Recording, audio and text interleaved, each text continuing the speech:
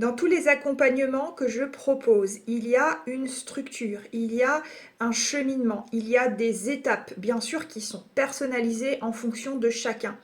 Ces étapes ne sont pas forcément visibles au départ, mais elles permettent un peu comme des pièces de puzzle progressivement de remettre de la clarté et du mouvement pour atteindre vos objectifs. Parce que comprendre ne suffit pas toujours et que certains blocages finalement demandent d'être abordés autrement avec certaines étapes précises. Donc justement, la question qu'Amina m'a posée aujourd'hui, c'était de préciser, de vraiment synthétiser plus de 25 ans d'expérience et d'accompagnement pour donner finalement les trois grandes étapes principales qui structurent mon accompagnement et aussi en quoi elles permettent d'avancer de manière plus juste et plus durable.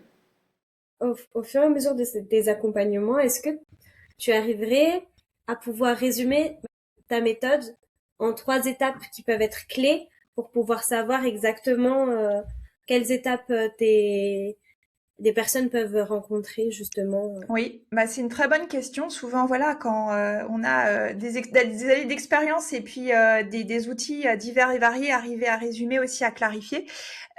Moi, je dirais, alors pour les trois étapes, il y a vraiment poser un autre regard sur ce qu'on vit. Donc, comme je disais, hein, l'histoire qu'on se raconte, c'est en fait mettre de la lumière, c'est différencier, c'est nommer, discerner, faire un pas de côté, voir sous un autre angle.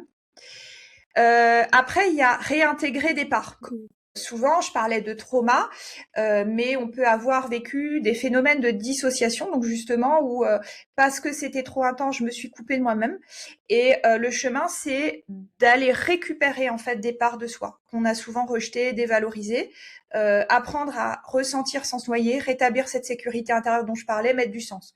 Donc ça, c'est la deuxième étape. Voilà, deuxième mot clé, c'est réintégrer.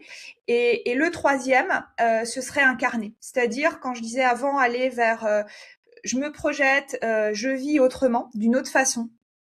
Je pose des limites, je fais des choix, je prends ma place, je crée, je décide, j'habite ma vie. Donc je dirais voilà les trois mots-clés qui correspondraient un peu schématiquement aux trois étapes de la méthodologie que je propose, ils sont